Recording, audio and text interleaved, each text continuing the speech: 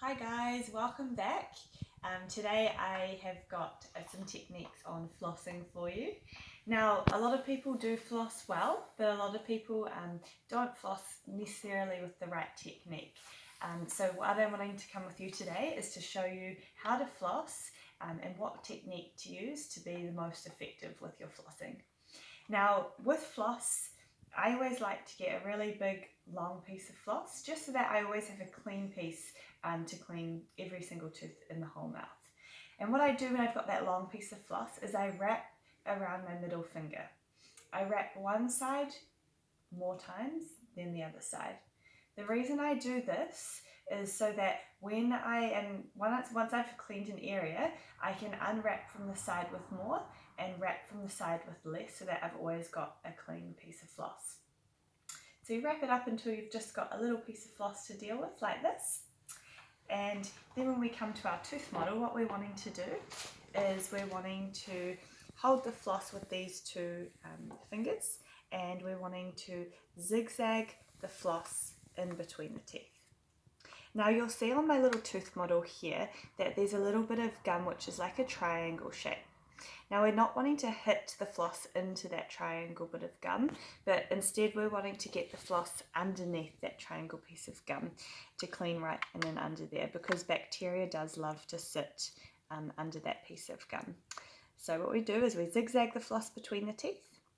We pull the floss toward one side of the tooth and make a C shape, and we glide the floss up and down. We get it under the gum line and clean up and down. Now I like to clean up and down along one tooth surface 2 or 3 times, and then we lift the floss up to above that little triangle piece of gum, and we pull the floss in a C shape toward the other side of the other tooth and do the exact same thing.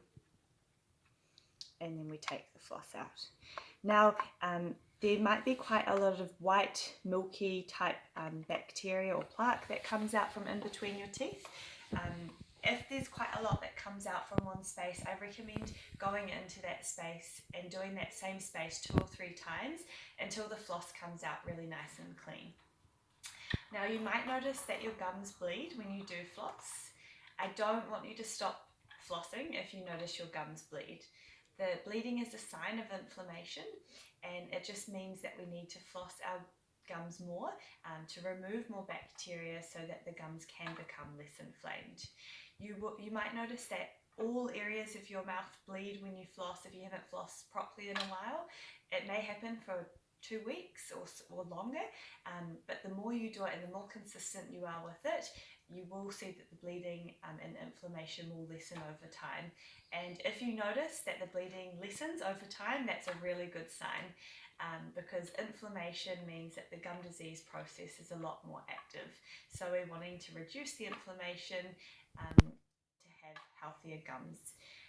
Another important thing to note is it might feel a little bit tender on your gums going under the gum line for the first time. That is normal.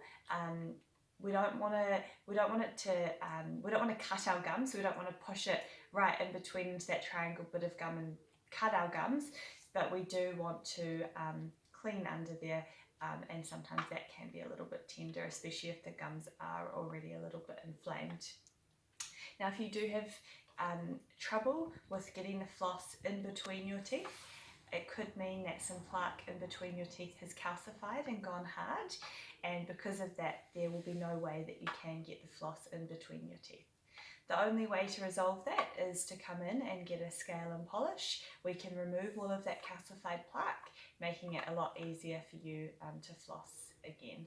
So if you do have any issues with getting the floss between your teeth, then looking at getting a scaling and polish will be a good idea.